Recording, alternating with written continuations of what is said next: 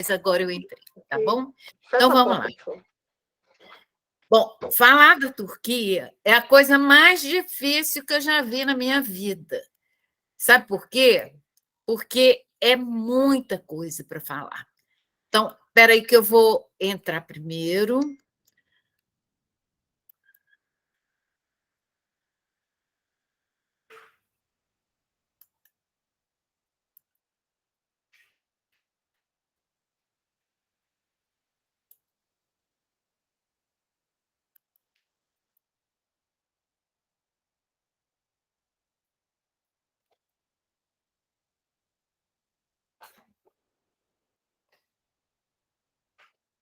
Entrou a Bia? Entrou. Agora é só clicar no PowerPoint. Tá bom. Bom, então, como eu comecei, falar da Turquia não é fácil, porque tem camadas de história, camadas de história. Desde a pré-história, a Turquia está acontecendo, nunca parou de acontecer, no período do Neolítico, do Paleolítico. Então, falar na Turquia, eu tive que fazer uma seleção muito grande, falar de uma forma muito superficial tudo para que a gente possa conhecer um pouquinho dessa história, um pouquinho só da história. Então, vamos lá.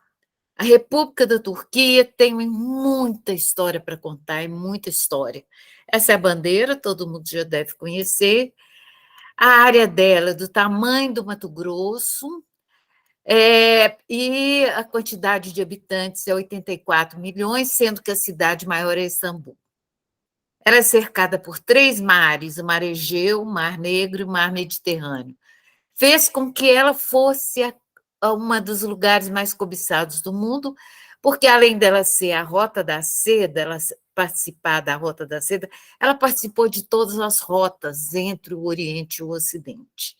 A Rota da Seda que ela fica mais conhecida.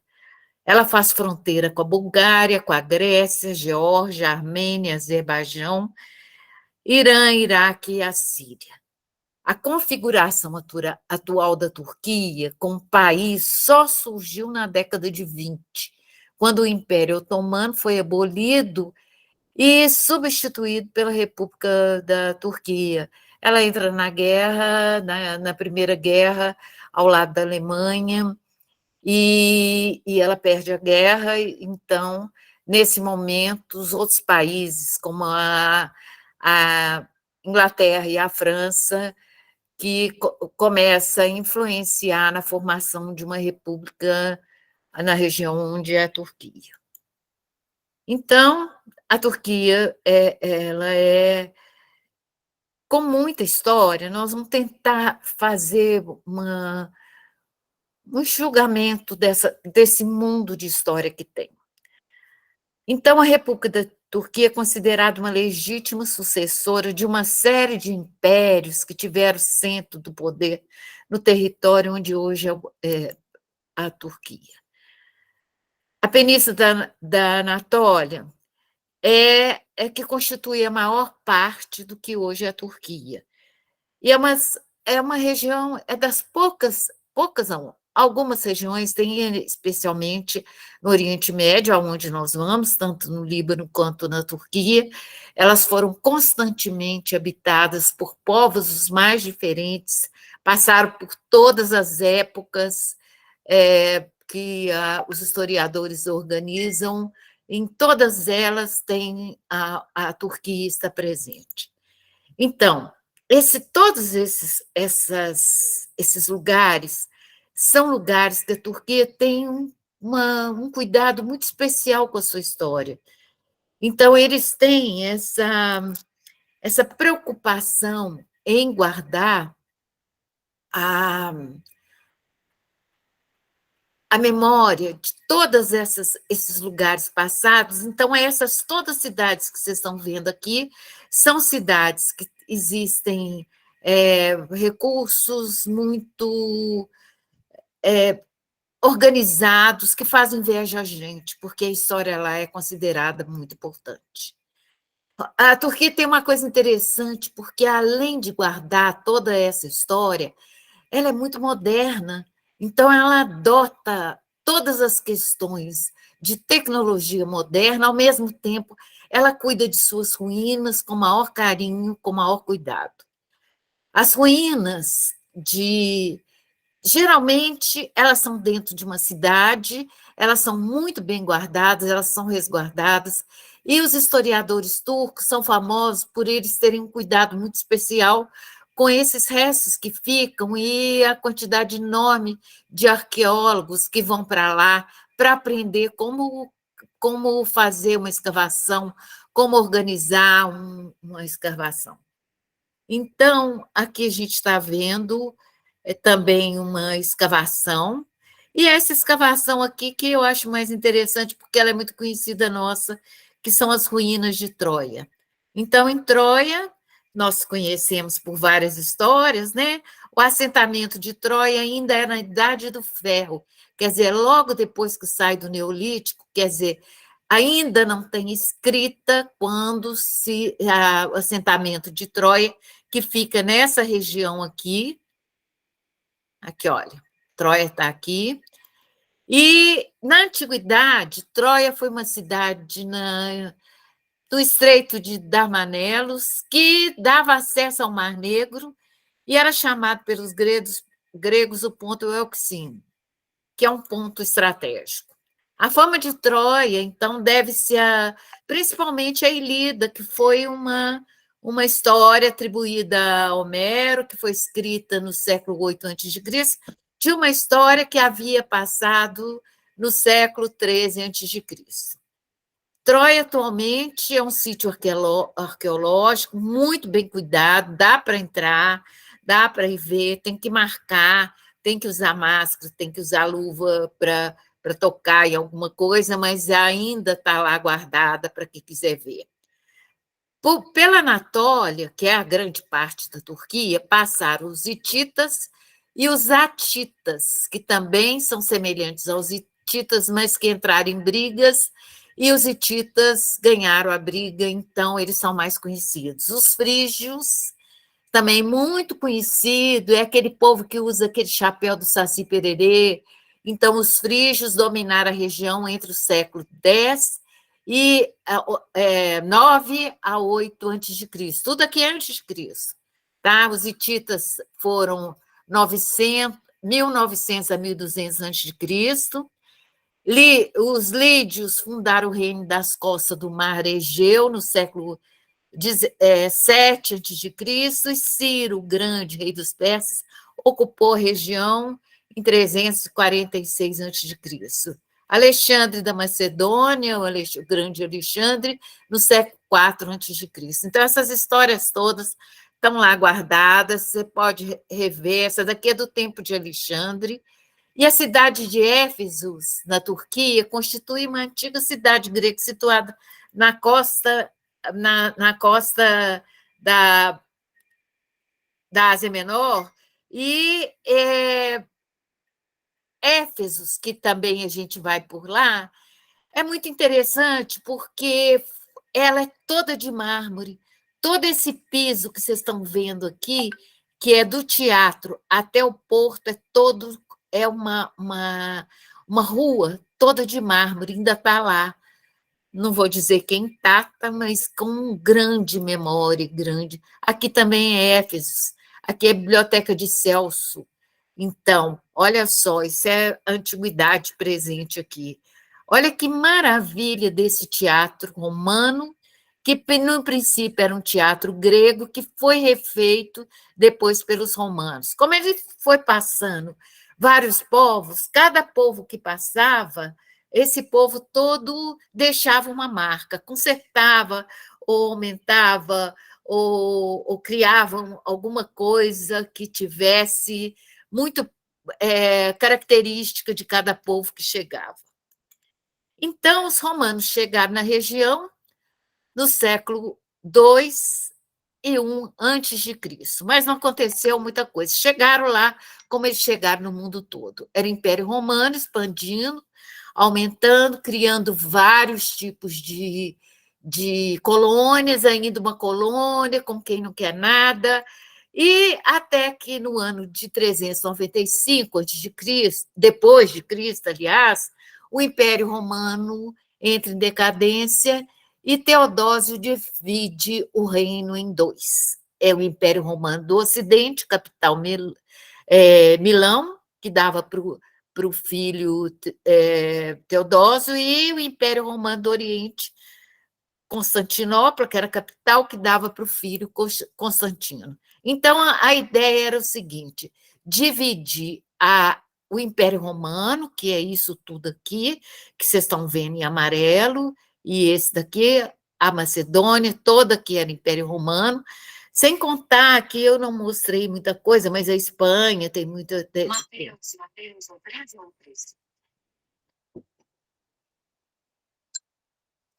Estou dando aula.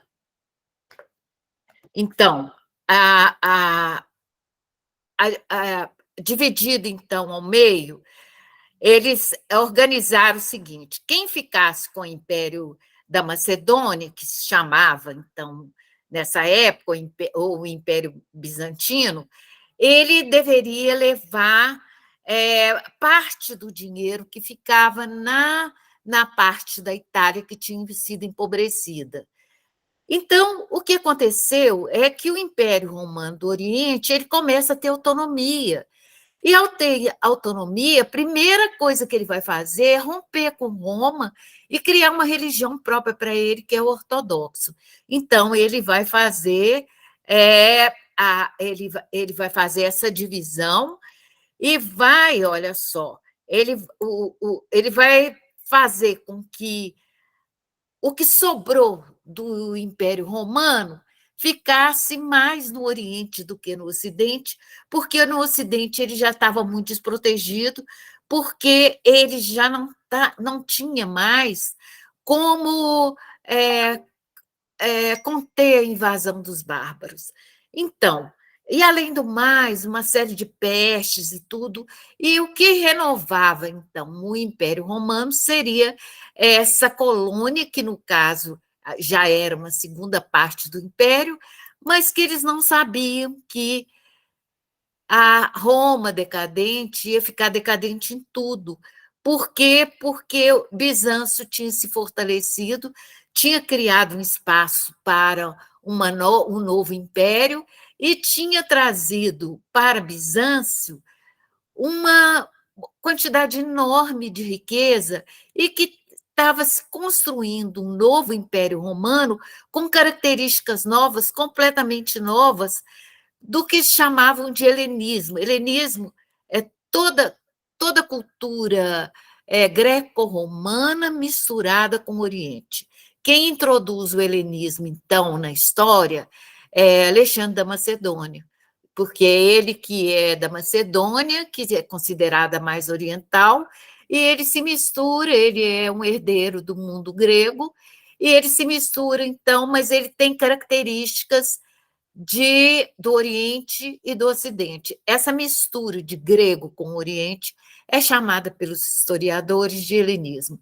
Então, nós estamos em pleno helenismo, que é levar o Império Romano para o Oriente Médio, para um lugar muito cobiçado, uma passagem, um lugar onde se junta com muita tranquilidade o Oriente e o Ocidente, e ali tudo acontecia no mundo. Lá era o lugar mais importante do mundo durante muito tempo, especialmente na Idade Média. Então, na Idade Média, aonde os romanos da Europa se concentraram mais nos conventos e nos castelos, a Roma do Oriente, que era Bizâncio, eram grandes cidades com muito desenvolvimento, eles contratavam pessoas de todo o mundo e grande tecnologia. Toda a tecnologia do mundo moderno deles, do mundo que eles viviam, nessa época, no final do Império Romano, vai todo para o Oriente e é lá que as coisas vão acontecer. Então, o Império Bizantino, que tinha capital como Bizâncio, passa a chamar Constantinopla, porque Constantino I, o Grande, foi o que primeiro construiu e moldou a história de Constantinopla dentro da escola que já tinha Bizâncio, então Bizâncio passa a ser Constantinopla. Então começa então o Império Bizantino, que começa a partir de 330, desculpa, é depois de Cristo e vai até 1453 depois de Cristo. Eu revi tantas vezes que eu não vi passar isso, desculpa, viu, gente? 11 séculos de Império Bizantino com todo o recurso. O que durou? Por que durou tanto tempo? Então, o que durou tanto tempo é que a gente vai entender agora. Havia um código rígido do imperador que tinha certeza, e todos os seus súditos, de que ele era filho dileto de Deus. Então, ele mandava na igreja, o soberano, o imperador, ele mandava na igreja. Esse aqui é Constantino, desculpa, é Justiniano. Qualquer que fosse o imperador era filho de Deus, e a Igreja Católica, principalmente a Igreja Ortodoxa, por isso que teve a ruptura com Roma, ele começou a trazer um, um novo código, construiu um código de leis do qual o imperador, tinha um poder total, mas era teocrático porque ele afirmava que ele recebeu de Deus essa incumbência. Então, a própria igreja obedecia a ele, o exército, a corte, sistema fiscal, toda a economia passava a mão do imperador, o filho de Deus. Então, o filho dileto de Deus que construiu a cidade de Constantinopla, então todos que vieram depois dele era hereditário e era uma coisa que ninguém discutia, e era de uma rigidez enorme, com grande punição, muita punição para quem não cumprisse aquelas ordens dentro daquele esquema jurídico totalmente ligado ao teocrático. Então, era um sistema jurídico ligado a Igreja Católica Bizantina, a Igreja Católica do Oriente. Então, seu centro político era Constantinopla, mas ele comandava todos aqueles povos, tinham medo dele, todos os povos. Porém, nesse período, esse período muito interessante, que é o período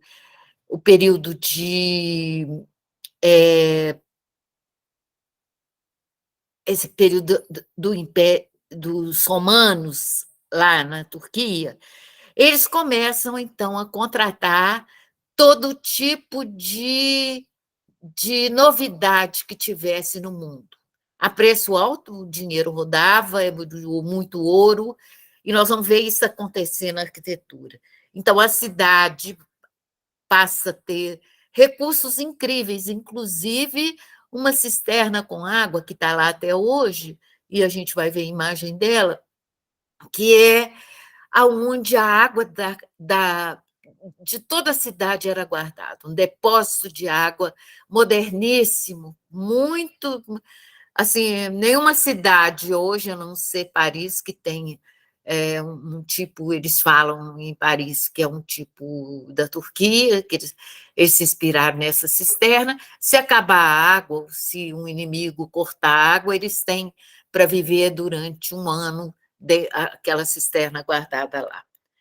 Bom, então aqui a gente está vendo uma parte da Turquia, mas eu vou chamar atenção para essas cúpulas que vocês estão vendo aqui, porque essas cúpulas todas são romanas. Eles pegaram os arquitetos romanos que já tinham aprendido a arquitetura romana e urbanismo romano sempre foi modelo para o mundo todo. Até hoje é modelo para muita coisa. E o que eles fizeram, a arquitetura e a engenharia romana fizeram construir a partir do mundo grego com mais esmero, com mais cuidado, com mais compreensão, mas usando a matemática grega, usando os critérios gregos para fazer uma construção, enquanto que para o grego não tinha tanta importância, para os romanos, essa cúpula era a coisa que ele mais valorizava. E quem já foi em Roma já viu lá a quantidade enorme de coisas que estão ligadas, que fizeram no Império Romano, e que agora, que no Império Romano do Oriente, trouxeram para cá de uma forma muito prática. E como os arquitetos estavam todos já sem lugar lá na Roma decadente, eles vieram os montes para a Roma Oriental, e aí, então, na Turquia, eles vão dar continuidade a um trabalho que já havia sido começado. Em 526, 27 depois de Cristo, inicia também a fase de maior produtividade na arte, na cultura, sob o comando do Justiniano. É essa figura aqui que é a figura mais importante de todo o período bizantino. É ele, o filho Maximiliano, que também virá depois, eles se ocupam todo o espaço de veneração, de encantamento, e é um líder que tem um comando total, porque ele está acima de qualquer situação. Então, ele não teria que prestar contas a ninguém, então ele mostra para os bizantinos, os compatriotas dele, os subalternos dele, de que ele é poderoso, ele é rico, então ele vai construir coisas incríveis. O Justiniano, o objetivo dele era unir o Oriente do Ocidente, mas ele queria usar a religião católica. E a Igreja de Roma não estava muito de acordo com isso. Então, ele rompe completamente, e, nesse momento, olha aqui aonde chega o Império Romano do Oriente. Ele vai até Cartago, aqui, que era um grande, aqui na Espanha, ele chega a Portugal, ele vem para cá, o Império Romano do Oriente, ele ocupa uma quantidade enorme. Essa região toda amarela aqui é o que o Império Bizantino, que chamava Bizantino, mas que era do Oriente. Quer dizer, é a arte do...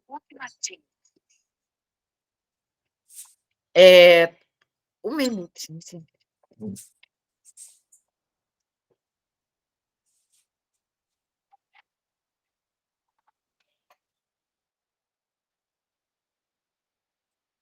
Não posso falar agora.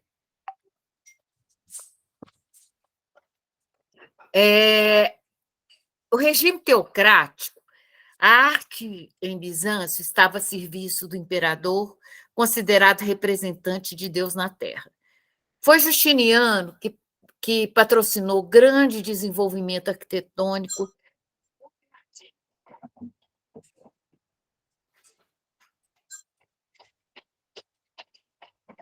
Pega, tem esse telefone para mim?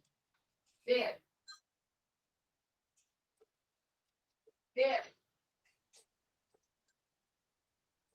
Stefânia, eu não posso falar agora, eu te ligo depois.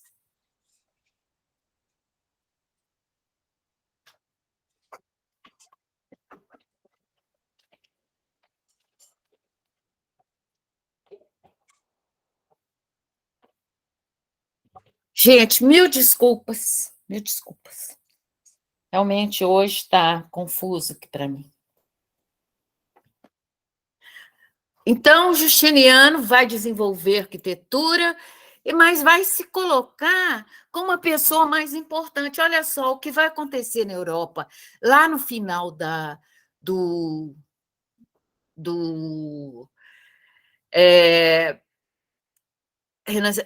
final da Idade Média, princípio do Renascimento, os burgueses que tinham dinheiro fizeram igualzinho que está acontecendo aqui. Colocaram uma Nossa Senhora e se colocaram lá com um saquinho de dinheiro, e a mulher também, e se colocaram ao mesmo nível de Nossa Senhora. Mas só que isso aqui, gente, é século VI, Era impensável na Europa alguém ter a ousadia de ficar perto de uma Nossa Senhora e com o menino Jesus no mesmo nível dela. Mas como ele era dotado de uma especial indulgência de Deus, que ele era filho de Deus, a mulher também entra, e a mulher é a Teodósia, a famosa Teodósia, que era artista de circo, e que ele se apaixona por ela, e aí ela faz parte do harém, e ela exige dele uma série de coisas, inclusive de aparecer publicamente desse tipo nesse tipo de igrejas. E, bom, então, o que eles constroem agora é uma religião católica exuberantíssima, muito exuberante, aonde todas esses pequenos pedrinhas que vão compor esse mural, que ele é todo feito de pequenas pedras, ele vai a maior parte é pedras semi-preciosas, e eles estavam tão ricos e eles queriam tanto mostrar a riqueza deles que eles usam essas técnicas todas, eles contratam uma quantidade enorme de pessoas, especialmente da Hungria, que iriam para lá e criavam um tipo de trabalho diferente, e tudo que fosse diferente eles estavam trabalhando com isso. Então, toda a arte obedecia, então, o que o clero queria. Só o que o clero queria que podia. A arte só podia estar ligada ao clero. Ler só as pessoas de alta classe. Não, o povo não tinha que ler nada. A diferença que existia entre o pobre e o rico era enorme, uma classe muito sofisticada e a igreja também sofisticadíssima, que ficava vários insígnias, vários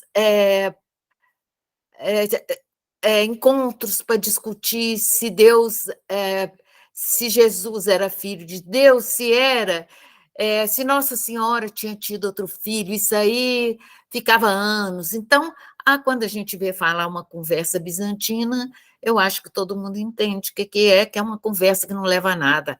Qual o sexo dos anjos, essas coisas todas são chamadas de conversas bizantinas. Então, a Igreja Ortodoxa, ela toma uma força enorme, ela mostra o seu poder e ela vai trazer, então, características muito típicas dela. E, a um certo momento, a partir do Justiniano, nada de novo a não ser uma grande técnica para fazer o que eles já tinham feito. Então, agora é melhorar a técnica, inclusive a técnica do vitral, que é parecido com o mosaico, mas as pedrinhas são maiores e não são pedras, são vidro. E tem outra característica, eles levam também para lá esse tipo, mas é muito menos, porque vidro eles não tinham essa facilidade. E as pedras eles tinham muita facilidade. Todas as figuras eram vistas de frente, e uma decoração tinha que ser excessiva mesmo, para tudo. E quase dramática também, tinha uma certa dramaticidade, mas tinha uma imponência que tinha que mostrar a imponência. A gente viu que a arte, na outra conversa nossa, nós conversamos sobre a arte islâmica, ela também tinha esse tipo de trabalho, mas era um tipo de trabalho é, menos a ostentação não chegava a ser tão grande, porque o objetivo era mais elevar a pessoa, era sair da imanência e atingir uma transcendência, que é a transcendência do poder. Aqui era alguma coisa que levasse à ideia de poderoso. Olha como seria que tem ainda conservado um palácio ainda desse período, tá, gente? Ainda não são os turcos que chegaram, os turcos estão lá na Mongólia ainda. Ainda nós estamos no Império Bizantino. Então, são os filhos do Justiniano, que são canonizados. Vocês lembram? Não sei se vocês vão lembrar. Acho que não, que vocês, isso é coisa da minha adolescência, então não, vocês não vão lembrar, não se participaram. É o seguinte, quando a Igreja Católica começou a caçar um santo, Santa Irene, eram todas mulheres de imperadores desse período romano. Santa Teodósia, uma série de santos que deixaram de ser santos, é porque eles não tinham nenhuma informação. E lá, pelo fato de ser filho de um imperador, ele já virava santo. Então, foi por isso. Olha que beleza. Então, tinha uma dramaticidade, tinha uma forma. Não tem uma roupa igual a outra, olha. E esses são painéis enormes. E olha como era que colocava uma pedrinha perto da outra. E as pedrinhas coloridas, muitas delas eram pedras preciosas, pérolas, a maior parte delas eram semi-preciosas, e de longe a gente vê só construído um tecido, e esse tecido é feito desse jeito, olha, como se fosse um ponto cruz. Olha que beleza. A arquitetura nesse período arrasa. Então, aqui a gente está vendo a Santa Sofia, que hoje chama Hagia Sofia, que na época, antes dos turcos chegarem, antes de tomar Constantinopla, não tinha esses minaretes. Esses minaretes não pertencem à Santa Sofia. Ela, quer dizer, hoje já faz parte dela.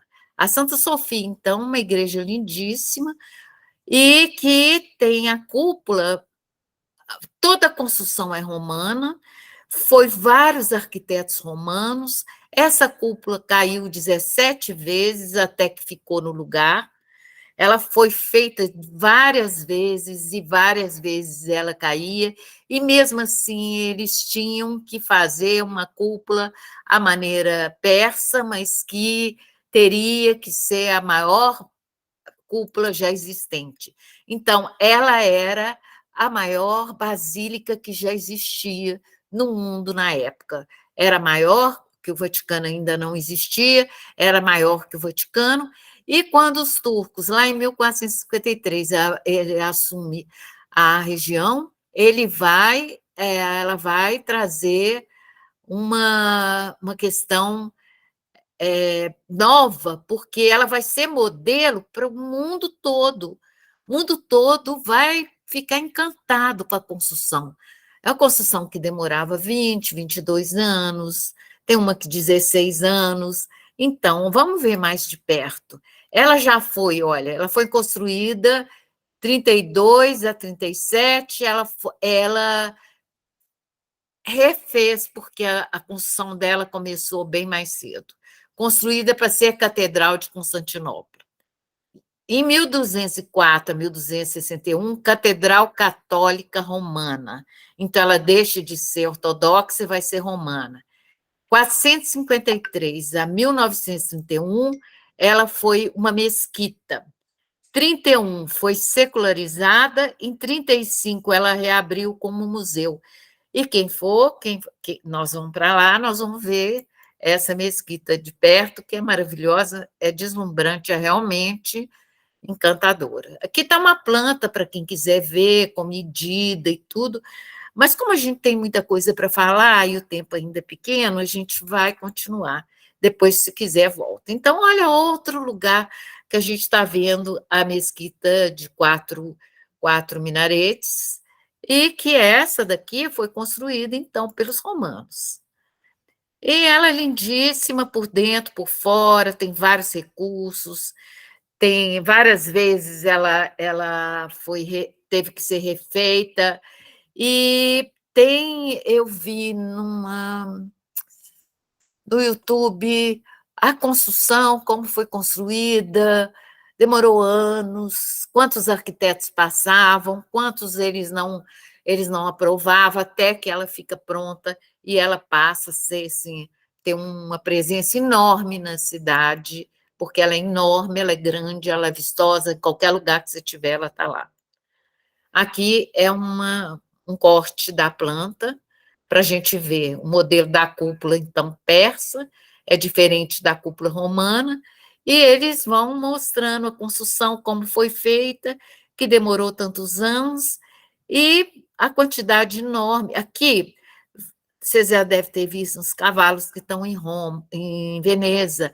Aqueles cavalos de Veneza foram retirados daqui e foram levados para Veneza. E alguns deles foram derretidos e foram refeitos e estão em outras peças no Vaticano. Aqui a gente está vendo mais de perto, lá dentro.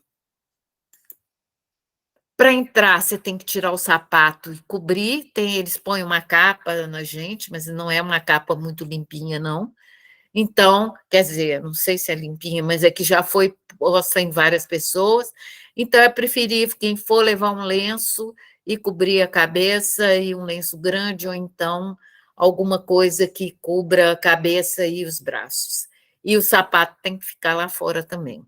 Você não pode entrar lá dentro, porque. E é lindíssima, olha o tamanho. Eu quis essa imagem aqui para a gente ver o tamanho da construção. Aqui você vai ver que tem escrito em árabe, tem escrito em turco, tem escrito em várias em latim. Então, é uma igreja que já é uma construção que já foi igreja, já foi mesquita, já foi romana, já foi ortodoxa e agora é um museu. Olha que bonito, daqui vista de cima. A gente pode subir nessa parte para olhar lá de cima, é muito bonita, a luminosidade é linda. E olha aqui a luz como é colocada, vou mostrar mais de perto. Olha mais de perto. Ela não é muito alta, ela é uma iluminação que eu imagino, não sei, nunca vi falar nada, eu tentei olhar, não sei se isso daqui eram velas. O que era aqui que iluminava essa igreja? As poucas aberturas, vitrais também são poucos e pouca abertura, mas tem uma luz interessante, porque, como ela é circular, de todo lado tem luz. Olha de perto para a gente ver a beleza. As figuras, então, são figuras que são anjos meio diferentes um do outro. Olha que lindo. É encantador. De qualquer lado que você vê, você vai ver o encanto que isso aí é.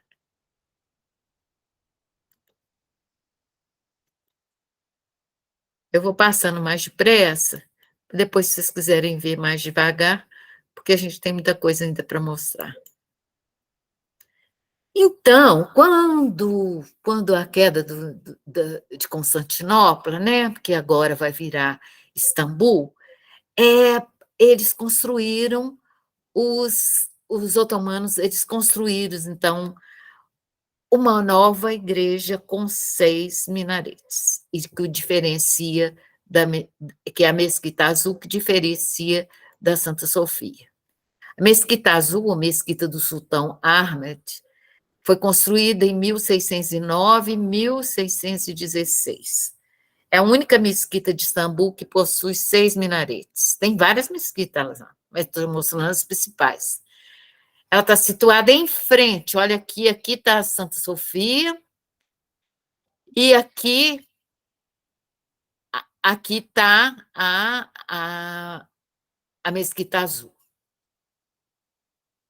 Então, olha só, a Mesquita Azul, com 6 minaretes, também tem o mesmo critério, mas é diferente, porque tem mais cúpula, ela foi construída no outro momento, quase que competindo com a construção.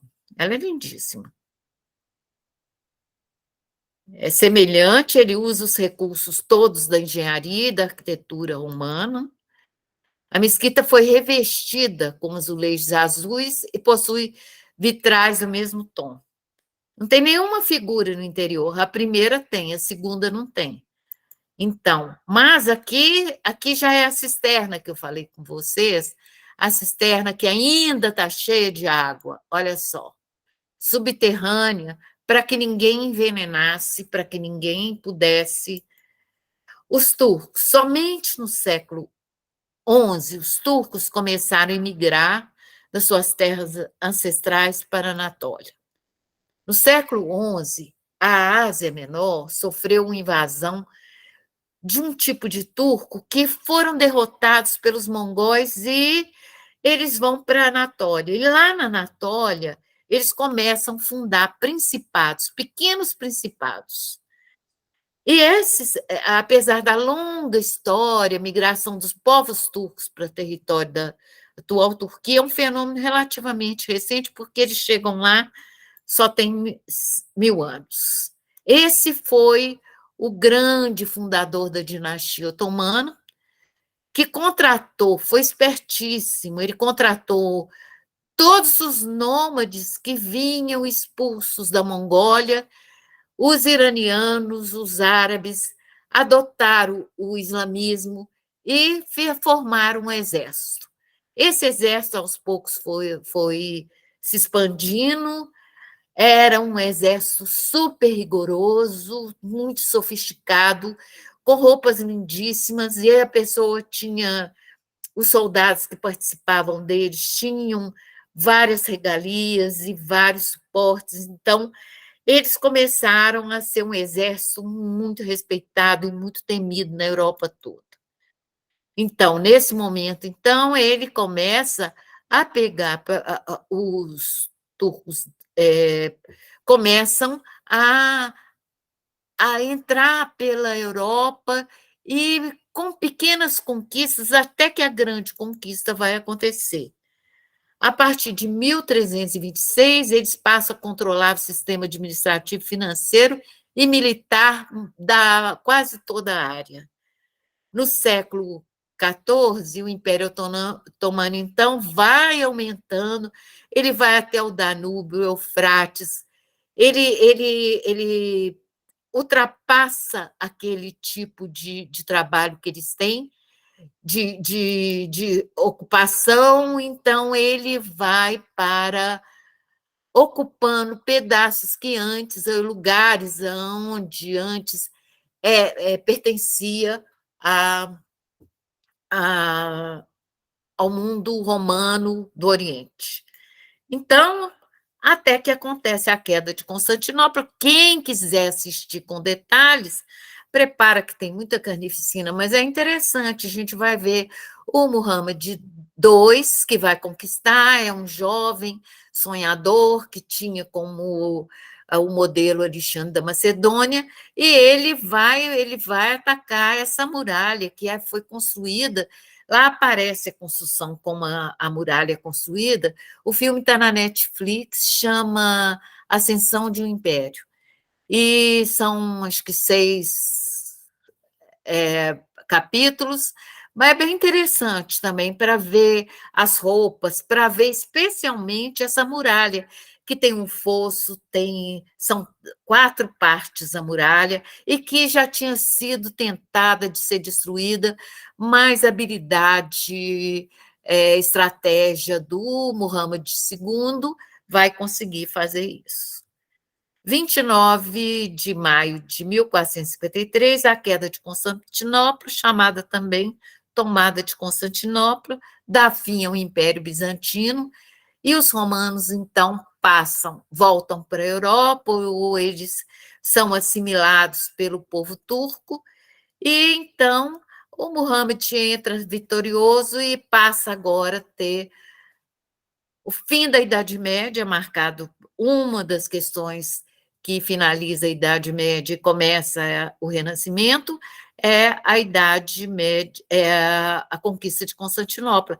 Isso porque esses romanos que estavam em Bizâncio, que agora não tinham mais lugar para eles vão todos para Florença, para Gênova, para Roma, e lá, como a Bizâncio tinha retido todo o conhecimento, inclusive o conhecimento dos gregos da arquitetura e principalmente da filosofia, que tinha sido guardada pelos árabes, escritas em árabe e em grego, eles levam para a Itália, e a Itália, então, vai fazer o Renascimento tão conhecido nosso por muitas razões, pelo início do mercantilismo, etc. e tal, mas principalmente porque os sábios de Bizâncio vão todos para lá.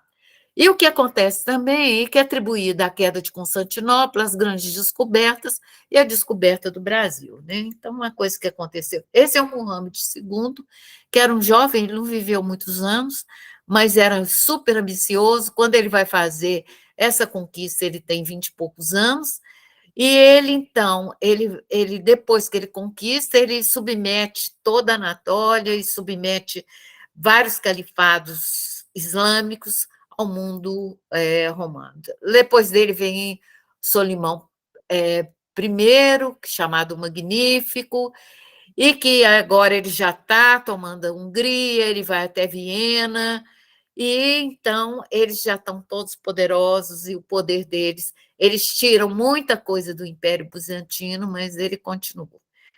Bom, então, a Capadócia, enquanto estava acontecendo tudo em Istambul, a Capadócia tinha aqui uma influência enorme do mundo bizantino, muito, muito grande, muito mais era o cristianismo que prevalecia, então é um pedaço da Turquia que resguardou o cristianismo. Então, aqui a gente vai ver algumas cidades da Capadócia, a gente conhece mais a Capadócia pelos balões, que também são bem interessantes, mas ela tem muito mais coisas, e uma série de cidades aqui que não vai dar tempo, aquelas todas que eu mostrei que tem sítios arqueológicos estão aqui, mas eu vou chamar atenção para essa que chama Gorene, que é essa daqui, olha, que está ali no mapa, bem no centro, e que é uma cidade bem interessante, ela foi construída mais ou menos século V a século XII,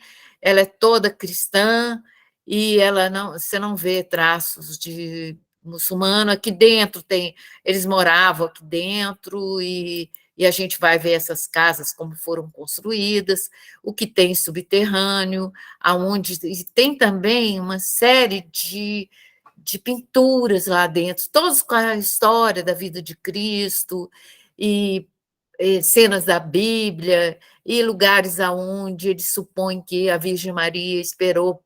São Paulo passou, a Virgem Maria passou por lá, esperou por Jesus. Depois, o lugar onde a Virgem Maria morreu, tem uma série de ideias que depois a gente pode falar um dia sobre isso. Também a gente vai passar para Pamukkale, que é uma cidade turca que está em Herápolis e que é tomada pela patrimônio,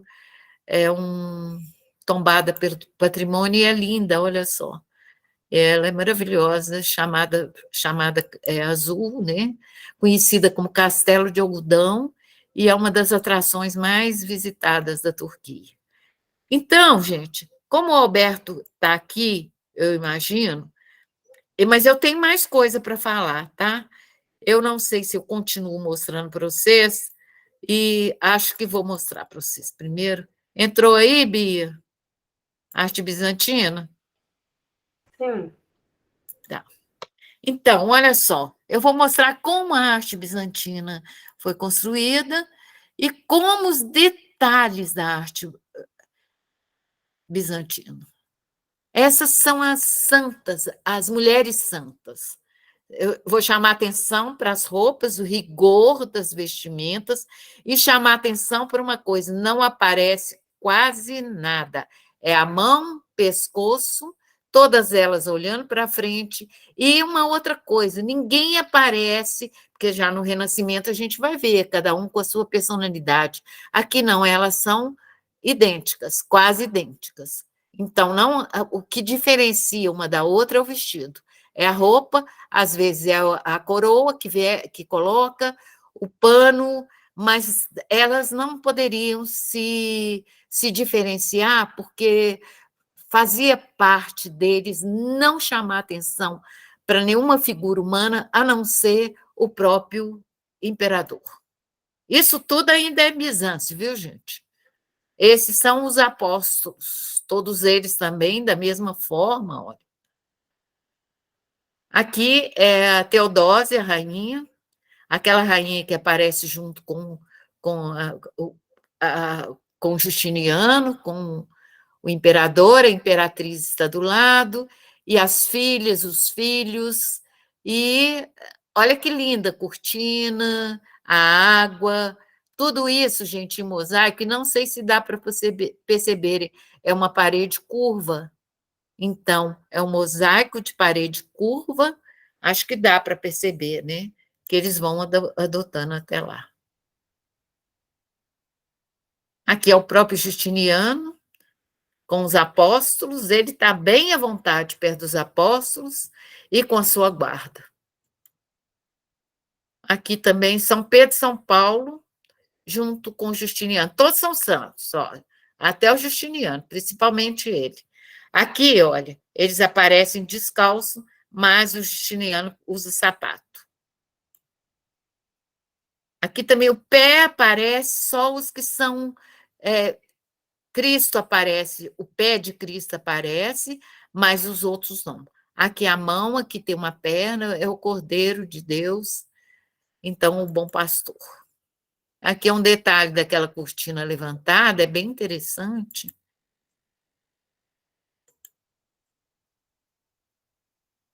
As coroas, cada uma coroa de um lugar, são os santos. Aqui é o milagre do pão, multiplicação do pão. Teodósia de novo, sempre Teodósia. Esse São Pedro que guarda a igreja, que é o fundador da igreja. Olha os detalhes, isso tudo é joia, viu, gente? Esses brincos, e às vezes os brincos ficam soltos. Aqui a coroa também são joias. Aqui é o símbolo da igreja.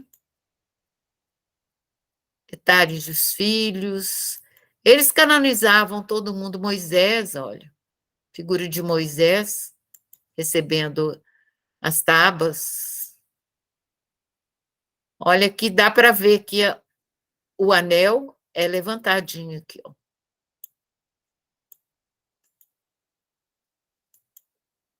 A roupa é linda, né, gente? Mas olha assim, mulher, só o pontinho do pé. A mão podia aparecer com todas as joias possíveis. Esse é o Maximiliano. É a boa samaritana. E outras histórias bíblicas. Esses já são os afrescos que estão lá na região da Capadócia. Eles não têm mosaico, mas os mosaicos são geralmente nas basílicas. E os afrescos, que são esses daqui, que são pinturas, são nesses lugares.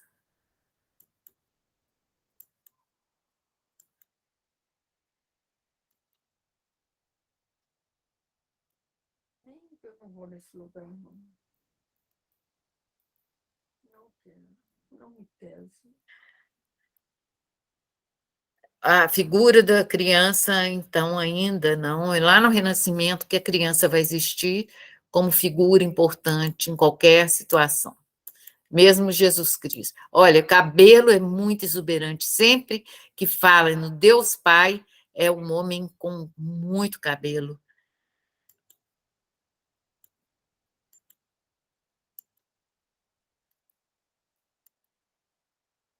Olha que curioso também o banho, o batismo de Cristo.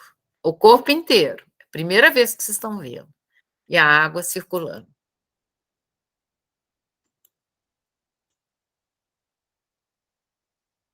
Esse é o presépio. Fuga do Egito tem muito, eles têm muito esse tema, tão atual também, né?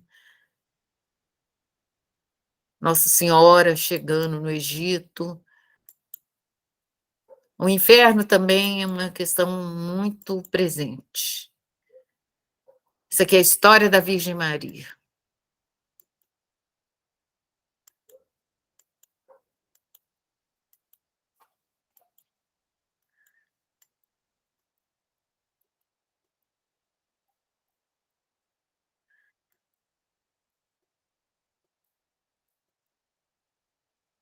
A morte da Virgem Maria é também um tema muito comum em Bizâncio, não é comum O Caravaggio vai fazer, mas não é tão comum. Olha que beleza, o Santos. Lindo isso aqui. É de grande beleza, de muita técnica, muito rigor para fazer.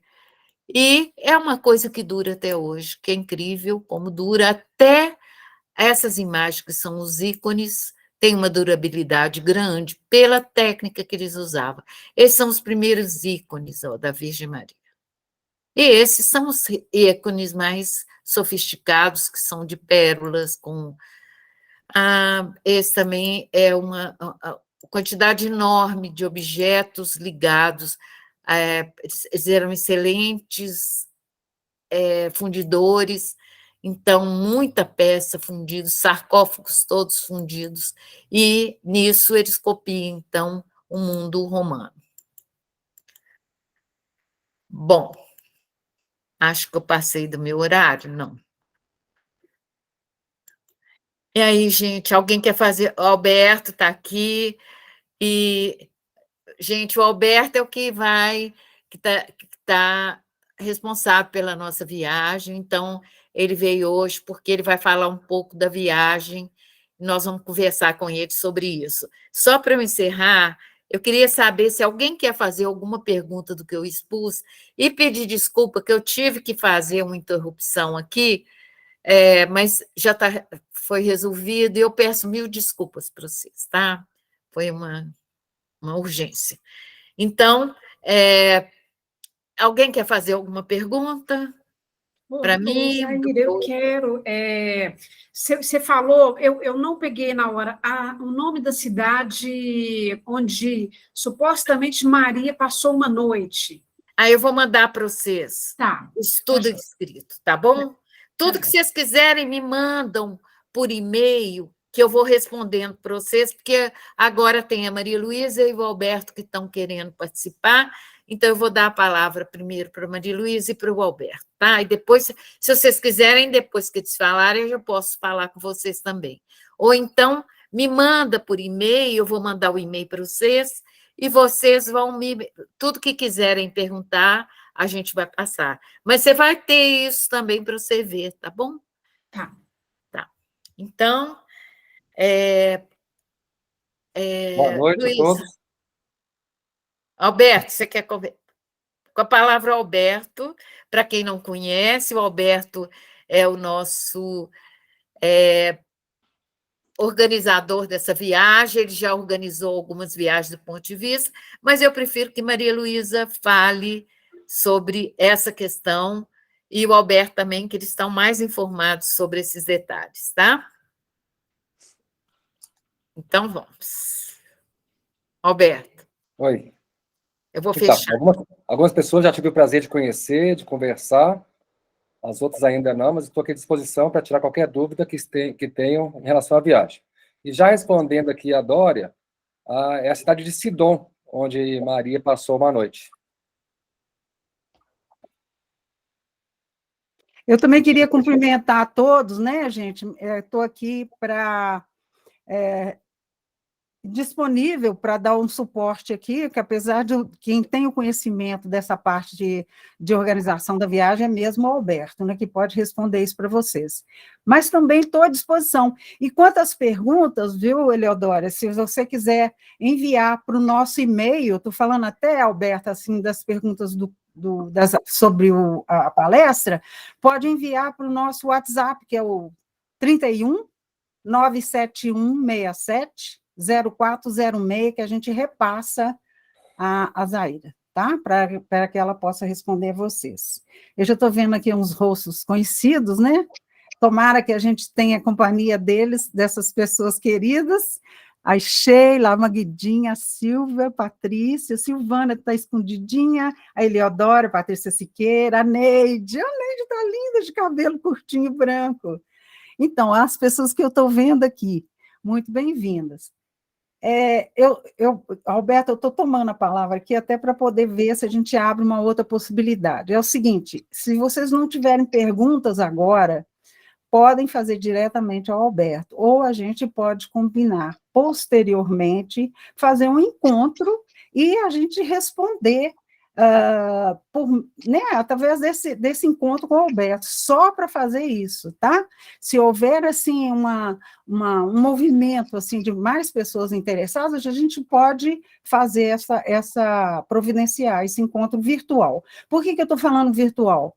Porque nós estamos falando de uma terceira onda de Covid. Não sei se chegou até vocês, estou até encaminhado com um local para voltar para aulas presenciais, mas ainda estou observando. Ah, Sandra Gandra, oi, Sandra, tudo bem? Então é isso. Agora, por favor, fiquem à vontade se tiver alguma pergunta para o Alberto, ou Alberto, se tiver alguma coisa que você queira falar. Então, eu já recebi várias inscrições. Na verdade, nós temos 26 lugares bloqueados com a companhia aérea. Para quem não sabe, bloqueia quando a gente negocia com a companhia aérea X lugares num preço fixo. Então, nós temos 26 lugares no preço fixo para todo o grupo. Tá? Nós temos já 2 passageiros que emitiram as passagens na classe executiva. Então, nesse momento, nós temos 28 lugares na viagem. 26 na classe econômica e 2 na classe executiva que já compraram. E eu já tenho, por incrível que pareça, uma grata surpresa, 26 nomes na lista. Então, a lista cresceu muito rápido, o interesse está sendo muito, muito grande, graças a Deus, né? Também pela capacidade da Ponto de Vista e da Zaira, né? De poder dar as palestras no local, além das palestras que vão ser dadas aqui em Belo Horizonte. Então, aquelas pessoas que estão realmente interessadas, estou totalmente à disposição. Amanhã vocês podem me ligar, eu acho que meu telefone já foi divulgado, tá? Eu embarco no domingo com outro grupo para Israel, Egito e Jordânia. Então, eu estou com os dias apertados, mas eu estou totalmente à disposição de vocês, ou no Zap, ou mesmo por telefone, podem me ligar para poder tirar essas dúvidas. Tá? Algumas pessoas já me deram certeza, então amanhã a gente vai começar já a receber 25% de sinal, que está dando hoje mais ou menos, para quem vai ficar em apartamento duplo, mais ou menos R$ 3.330. A parte aérea vai ser paga no cartão, sem entrada, em 5 vezes sem juros. Tá? Aí sim, a parte aérea, ela é um câmbio menor, que é o câmbio IATA, é o câmbio de companhia aérea. Uma vez feito, por exemplo, amanhã, se eu tiver pelo menos 10 pessoas para emitir uma passagem, congelou o câmbio, 5 parcelas iguais no cartão, já em reais. Na primeira parcela vai incidir a taxa de embarque. A taxa de embarque da Turkish não é barata, tá? Mas vai ser uma vez só, na primeira parcela, e as outras 4 iguais. A parte terrestre, então, vai ser o seguinte: 25% de entrada agora em novembro e mais 4 parcelas iguais. Dezembro, janeiro, fevereiro e março. Por que assim? Até 30 dias antes da viagem, tem que estar tudo quitado. Eu tenho que receber o dinheiro e já enviar para o meu operador, que o meu operador é local. Por isso a gente consegue um preço melhor, porque eu faço tudo diretamente com o fornecedor local. Ok? Então, se alguém tiver mais alguma dúvida, estou aqui à disposição. Alberto, vocês vão mandar os dados para a gente por e-mail, por WhatsApp, da transferência e tudo amanhã, né? Para essa primeira parte. Claro, mas você tem que esperar. Quem me der o nome hoje, eu já vou com certeza, amanhã eu vou pagar. Amanhã eu vou fazer contato com todo mundo, a partir de 11h30, que é a hora que abre o câmbio, e vou dizer, o valor de hoje da entrada, de 25% é esse. Alberto, eu quero pagar 50%, eu quero pagar 30%, não tem problema. O que cada um quiser pagar amanhã, eu faço a conversão na hora e já comunico. Tá? O meu Pix é o número do meu telefone, é o que está divulgado. Tá? É o 31 991 19 4898. Mas eu não quero que ninguém mande dinheiro sem antes a gente fechar o valor. Tá? Porque tem tudo anotado, então, o controle rígido de pagamento de cada um. Porque quem pagou 50% agora e não quer pagar em dezembro, por exemplo, Alberto, quer pagar só em janeiro. Tudo bem, já pagou 50%. Eu quero pagar em fevereiro a outra metade. Também não tem problema. Mas o ideal é que seja uma coisa programada, porque todo dia 10 eu tenho que receber o pagamento de todos e mandar de uma vez só esses pagamentos para o fornecedor local.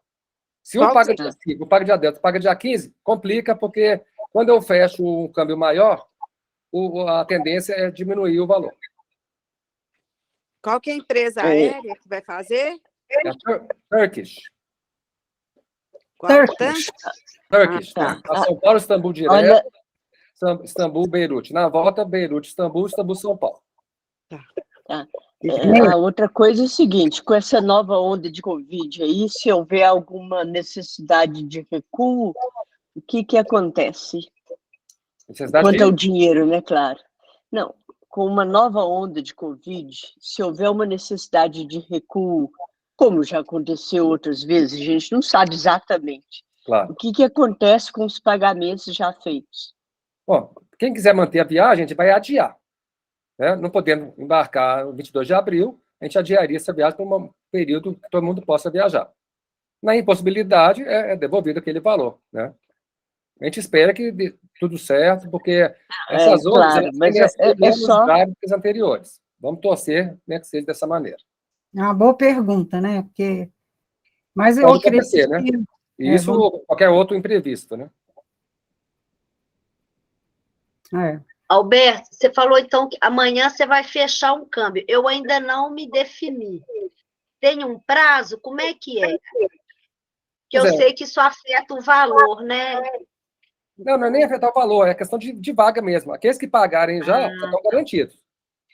Aqueles que, porventura, deixar para segunda-feira, por exemplo, né? Eu vou estar fora, mas eu vou estar acessível. Eu tô com meu celular, meu telefone pode ligar à vontade, que eu recebo lá fora, não tem problema. Mas os 26 primeiros que chegarem vão pegar os lugares. Né? Então, eu posso até depois tentar negociar, mas eu já vi aqui que o sistema está dando um valor altíssimo já para pessoas que querem fazer a passagem avulsa. Já está mais de $500 de diferença. Então, esses 26, né? Na verdade, são 24, porque 2 lugares são da Luísa e da Zaira.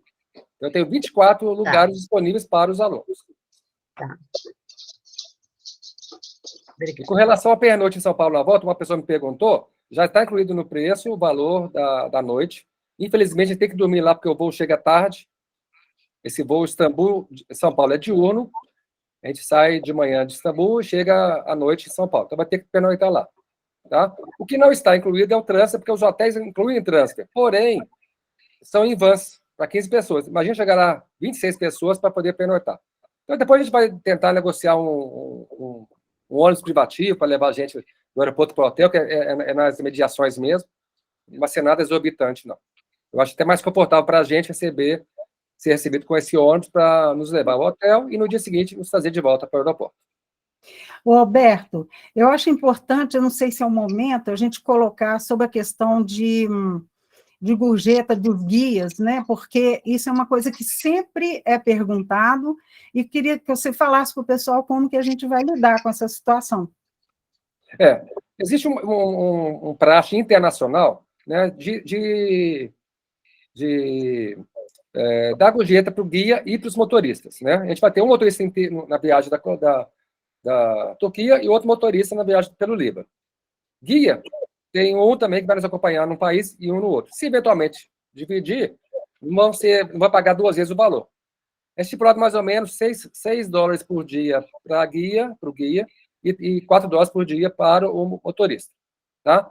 Isso a gente recolhe no dia final da viagem. A gente coloca no envelope para cada um, entrega, agradece em nome do grupo, e assim é feito esse ritual, vamos dizer assim. Tá? Não é uma obrigação, né? Assim, não quero pagar. Ninguém vai forçar ninguém, mas existe mais uma obrigação moral, né? Porque os guias são profissionais, eles esperam por essa eu queria achar um termo aqui, por essa reconhecimento do trabalho deles. Tá? E o motorista é aquele que vai nos levar com segurança, que vai pôr mala de todo mundo para dentro, mala de todo mundo para fora, né? A cada cidade que a gente para, e ele tem muito trabalho. Então, nada mais do que dar esse reconhecimento ao trabalho dos profissionais. O guia, qual que é o idioma, sabe? Na Turquia já está certo que é guia em português. Por enquanto, no Líbano, nós estamos com guia em espanhol, mas estamos tentando em português. De qualquer maneira, eu vou estar com vocês a maior parte do tempo. Se precisar de tradução simultânea, eu estou lá do lado de vocês para traduzir do espanhol para o português. Mas nós estamos tentando esse guia em português, que vai nos dar um entendimento muito melhor, né? Apesar de que o espanhol a gente consegue entender, né? Mas... Eles sabendo que trabalham com brasileiros, eles acabam falando o portunhol. Tá? Mas se alguém tiver uma dúvida, né, estou lá para esclarecer, não tem problema algum. Mas é importante ressaltar que nós estamos tentando um guia. Claro, né? Estamos brigando ainda por isso. Ok. O que mais, gente? Os hotéis, à medida do possível, também tem os maleteiros, né, na necessidade. Alguém me perguntou se tinha secador de cabelo, normalmente, o Alberto falou que quase todos os hotéis hoje em dia têm.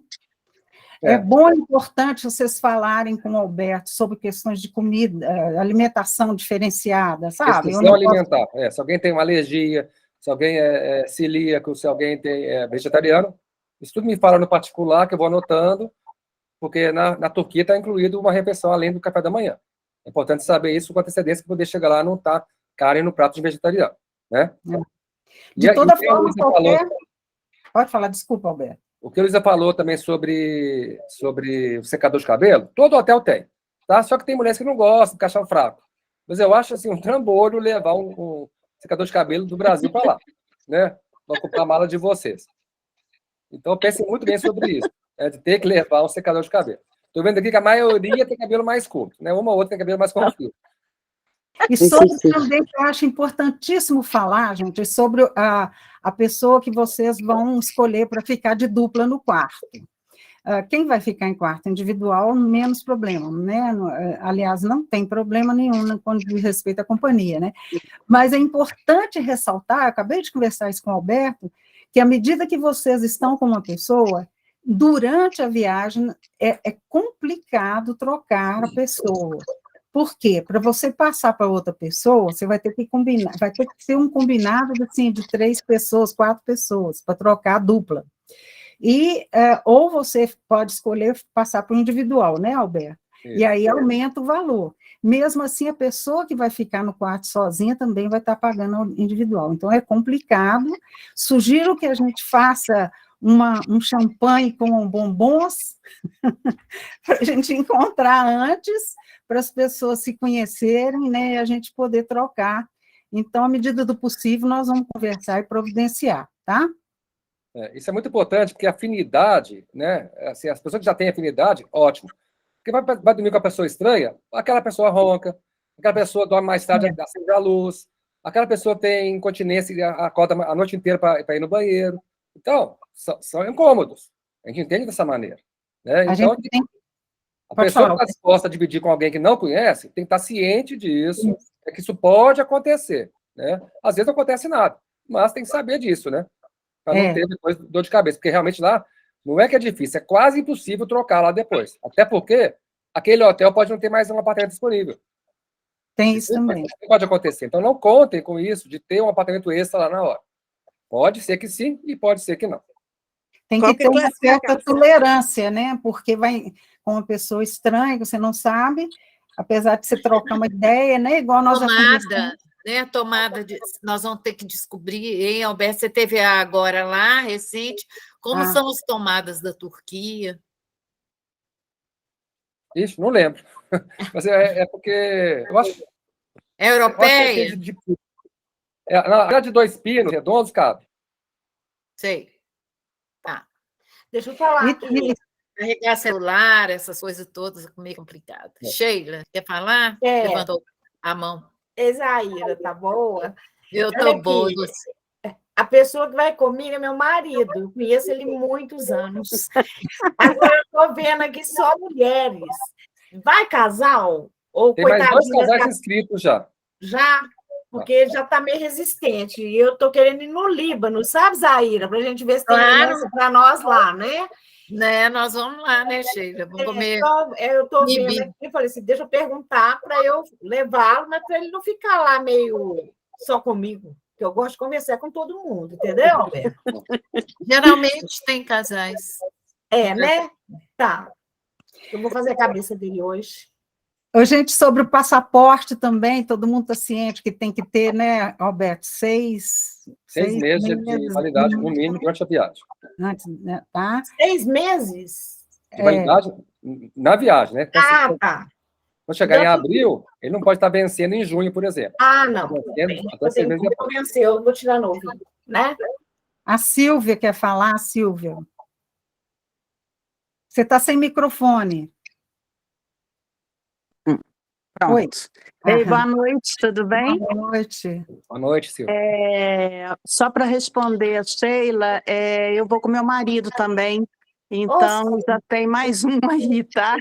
Obrigada, Silvia.